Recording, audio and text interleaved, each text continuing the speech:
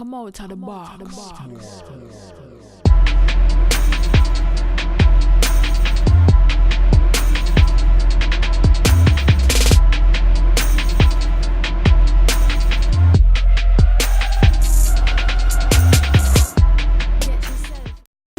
Hello YouTube, cheers and welcome to the basement. My name is Bruce Lively. You know I'm D-Boy Slim. And the Basement Debates is the first daily hip-hop debate show. From Tuesday through Friday, we tackle the most intriguing topics in hip-hop culture and the world around it. So welcome back, Basement family. Last week, we had to take a small hiatus. Business was booming in the studio, and you know we have to do what we gotta do out here. So we're back, and we're gonna pick right up where we left off. We were reviewing Kanye's projects. We had Nas, gave that review, and we said we were going to get to Pusha T. Well, today's that day. The Pusha T album review. The Basement Debates right here.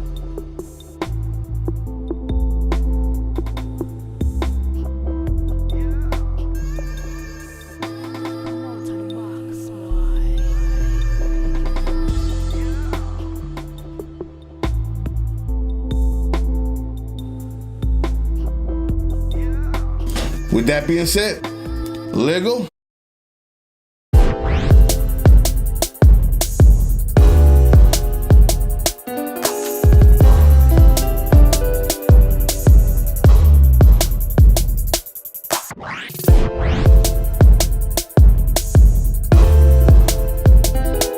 And we're back. Basement Debate Show is here. Push. We wanted to get to this last week. I know y'all been waiting on it. We got some shout outs too. Just wait till the end. We're going to shout you out. Everybody who commented on the Nas review. But today is Pusha T. Pusha turn. The big reveal. The big thing that we've been waiting on, right? After Ye did all his comments, he was like, well, let's see how this album turns out with Pusha. What do you have to say? I'm going to let you start it off. Here's the thing. He shook the world up, taking a shot at Drake, right? And I do mean he shook the world up, because let's be honest, who wasn't talking about that?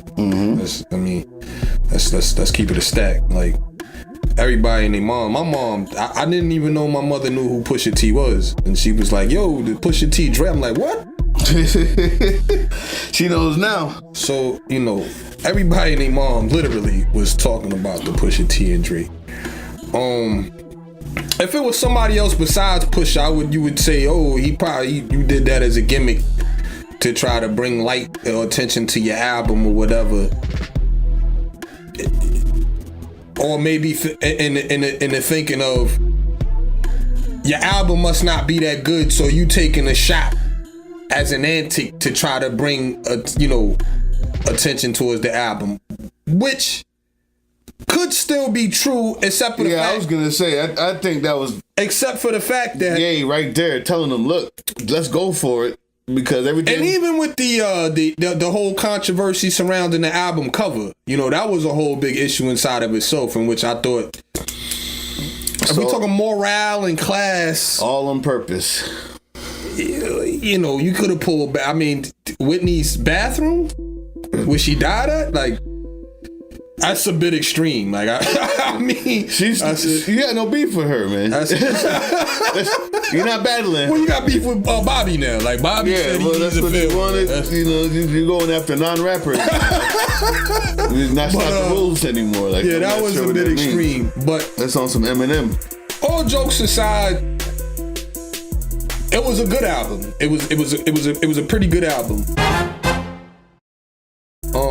It was a good, and that's because we hadn't heard Pusha in a while rap. Pusha is still one of the best rappers in the game. I don't think I'm jumping out the window by saying that. He's still one of the best rappers in the game. With that being said, it was quintessential. It was typical Pusha. Like, it was vintage Pusha. It was regular Pusha. Like, and I say that in a sense of, if you were expecting him to somehow have evolved over the years and talk about the beach house that his mom is in now, or where Malice is at in life now as far as spirituality, or just different things outside of what we come to expect from Pusha, then that's not what you're gonna get in this album. Long story short, I won't hold y'all. It's if you're looking for the Pusha that grinding, that telling you the numbers on the work and the interstate, how you get it across the state lines and tennis balls for the wrong sport, then that's what you're gonna get. I mean, that's if that's the Pusha that you're looking for, then you should enjoy this album thoroughly. The music wise, as I'm sure Bruce will touch on. Well, let me say this. Go ahead. Because we have the same vote. This is 2 times in a row now. It's kind of getting strange, but we actually pretty good. That's my rating.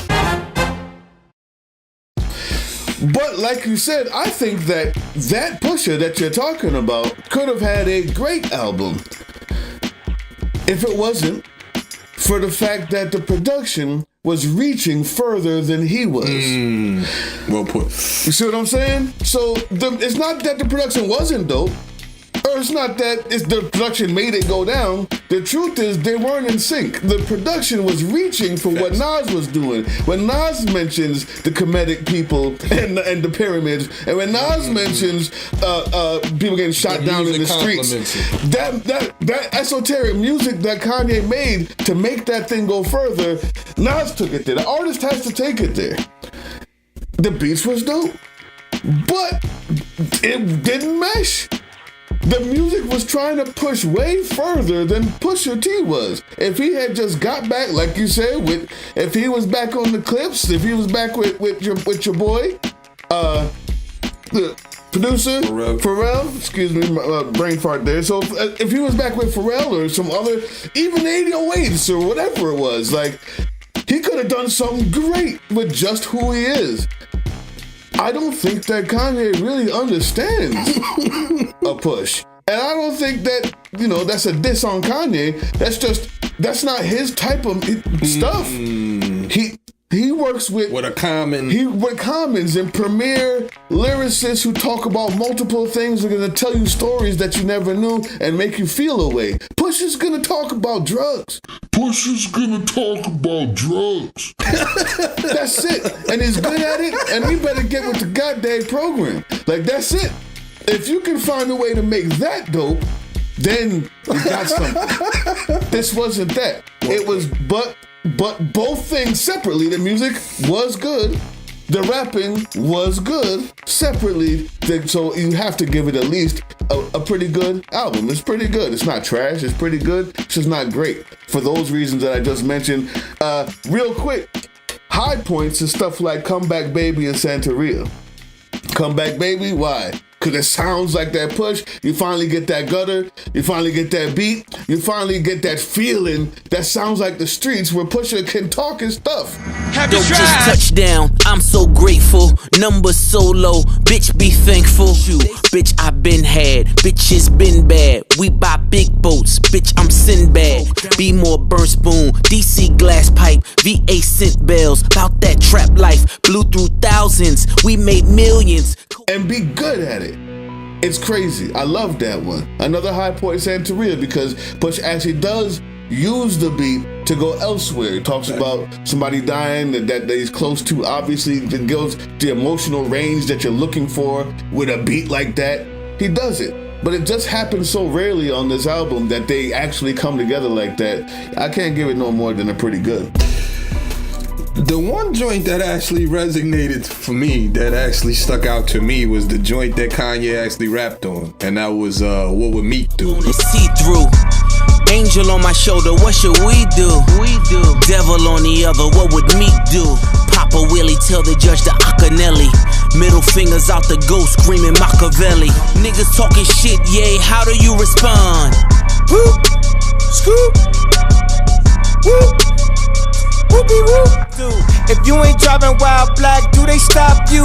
With MAGA hats, let me slide like a drive-through. That phone call from Ricky Steve. A funny and ironic title in itself. Right. What would Meek do? But that's the one joint that I kind of okay. The flow was of today. The beat was of today. Right. And Ye, I will, Ye gave Pusha a run for his money. Y'all give me feedback on that. Ye did Ye on that one. Like, he answered your question. Watch before you call somebody crazy. And I'm like, okay, man, he's still crazy. He's a funny guy. He's a funny guy. He's a funny guy. But that's the one joint that resonated to me with, as you were saying in your opening soliloquy, the beat complemented where the rhyme was at, with the content of the rhyme, the flow of the rhyme. It didn't disturb, anything. It didn't disturb the flow of it. And it's only 7 tracks.